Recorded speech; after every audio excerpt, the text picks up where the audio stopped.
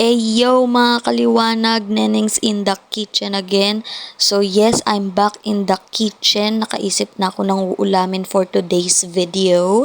So ang ulam natin is chicken with white sauce or chicken a la white sauce. So yan, syempre unang step natin is itlog kasi babalutin natin to para maging crispy.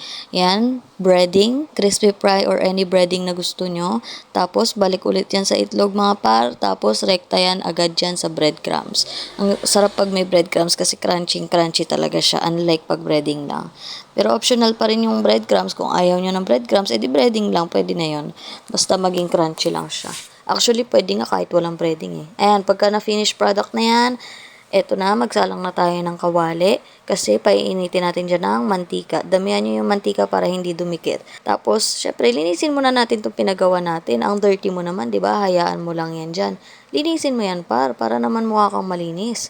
So, yan. Pagka okay na yung mantika, mainit-init na, ilagay mo na yung chicken mo dyan at antayan natin maluto.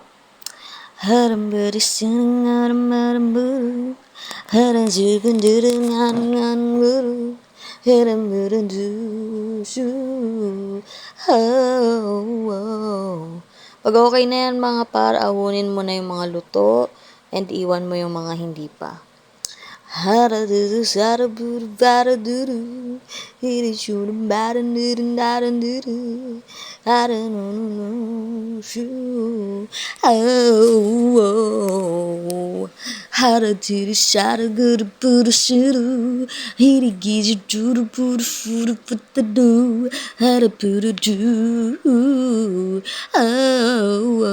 Yan na ang finished product mga par.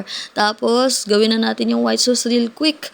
Ayan, sa kawali magtunaw ng butter, lagay natin ang bawang. So, optional lang itong bawang mga par kasi ako gusto ko yung white sauce ko may mga bits-bits na nakakagat. Pero kung ayaw mo ng bawang, wag mo ilagay. Hindi kita pinipilit. Diba? Pagkaluto na yung bawang, lagay na yan, rekta na yan agad ng gatas na yan mga par. So, evap. And then, Nestle cream. Para sa pagiging malinamnam niya. Arte. So, yan. Ubusin natin yung Nestle cream na yan kasi mahal yan. Tapos, pag nalagay mo na yung mga gatas, sunod mo na yung mga seasoning, yung mga pampalasa, paminta, magic sarap, or any seasoning na gusto mo. Tapos, asin. Siyempre, di mawawala ang asin natin par. Generic pampalasa yan. Pag nalagay mo na lahat, mekos-mekos lang yan. Yung iba nilalagyan to ng harina para lumapot yung pagiging sauce niya. Ako kasi nilalagyan ko to ng tirang breading. Kung may natirang breading, ilalagay nyo dyan kasi lalapot na yan. Tapos ito, syempre nakikita nyo naman, lalagyan natin yan ng maraming cheese. Ang nilagay ko dito kalahati ng tagbe-benting cheese. Mas maraming cheese, mas masarap, mas creamy. So ayan, pagkatapos na yung sauce natin, salang mo na ulit yung kawali, tapos magtunaw ka dyan ng maraming butter. Kasi gagawin nating butter chicken or buttered chicken yung pinirito nating manok kanina. Ayan, pagkatunaw na yung butter, rekta na yan, talbog-talbog mo na lang yan dyan, magiging buttered chicken na yan. Magic, di ba?